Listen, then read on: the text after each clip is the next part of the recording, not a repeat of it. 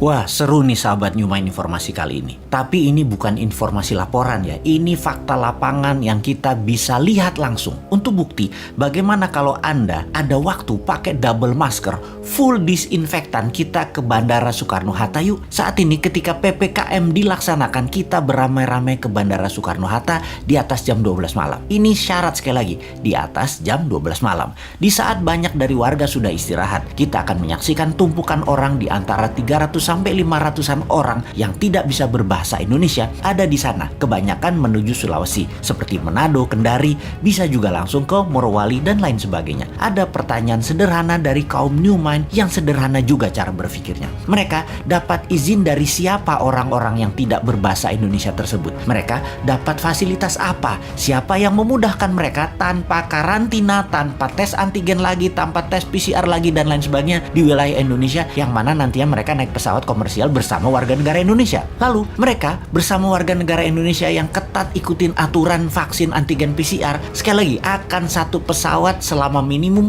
2 jam ke depannya. Oke, maaf, mungkin pertanyaannya terlalu panjang. Kita sederhanakan. Wahai Pak Pejabat yang terhormat, agar lebih sederhana dan mudah difahami, kami yakin Anda sangat sibuk urus pekerjaan Anda sehingga kami harus berbahasa sederhana. Sesederhana kalian pejabat berpikir untuk kepentingan jabatan. Kami mau bertanya, mengapa ada banyak orang di masa pembatasan PPKM, orang ini orang asing, tempat berasalnya virus yang tanpa karantina, sebagaimana layaknya negeri lain melindungi bangsanya dan negaranya dari virus import ini, langsung dari Tiongkok, langsung transit dan menuju Manado. Kok bisa langsung transit dan menuju Manado, Morowali, Kendari, tidak di antigen lagi, tidak di PCR sekali lagi untuk dicek, atau bahkan dikarantina dengan tanggungan biaya mereka masing-masing sendiri, atau bohirnya deh, atau yang mengizinkan yang membiayai. Lupa, yang mengizinkan kan pejabat yang berkuasa. Kalau dia yang membiayai pakai uang APBN, wah salah nih.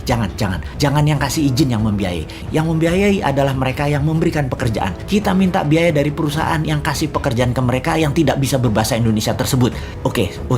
Sebentar. Kok yang memberi pekerjaannya tidak memberi pekerjaan ke warga negara Indonesia ya? Kayaknya mereka yang hadir itu semua buruh kasar deh. Bukan white collar atau manajer ke atas deh. Kan di wilayah smelter itu semua pekerjaannya terbanyak adalah buruh kasar ya. Bagaimana ya jika diberikan pekerjaan ke warga negara Indonesia, mungkin ditambah belajar sedikit aja, mereka diajari 3 bulan aja, jangan-jangan mereka lebih mahir tuh daripada yang impor tadi. Lupa, yang beri izin bukan pejabat yang cinta tanah air, jangan-jangan, tetapi cinta cuan asing. Dan sekali lagi, tindakan itu dilindungi terus dengan pasukan buzzer. Untung ya pinter mereka itu dan punya budget lagi untuk bayar buzzer pencipta kebencian itu.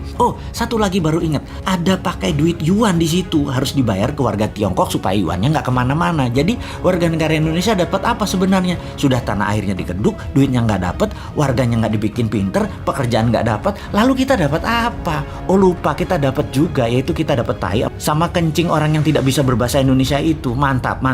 Kan bukan tanah air mereka, ngapain kasih cuan, kasih tai aja pantasnya. Selamat, sekali lagi selamat aja. Hanya mengingatkan kalian itu menjabat karena dipercaya dan masih panjang 3 tahun lagi. Monggo silahkan berbuat semau kalian. Tapi ngomong-ngomong hal begini, kita ini curhatnya harusnya kemana ya? Ini laporan ini ke siapa ya? Tempat kita bertanya dan ada jawaban yang benar, bukan jawaban narasi buzzer yang kita dapat. Atau bagaimana kalau kita tanya aja kepada mereka calon presiden 2024 yang berjajar panjang, mereka bisa nggak berbuat sesuatu atau setidaknya menunjukkan kapasitas mereka calon pemimpin 2024? Lupa, semuanya bagian dari pejabat pemerintah pusat dan daerah yang menyetujui dan mendukung tenaga kerja asing. Ya, jadi kemana dong? Masa ke Bosman lagi? Bosman kan wong bodoh, aku pinter.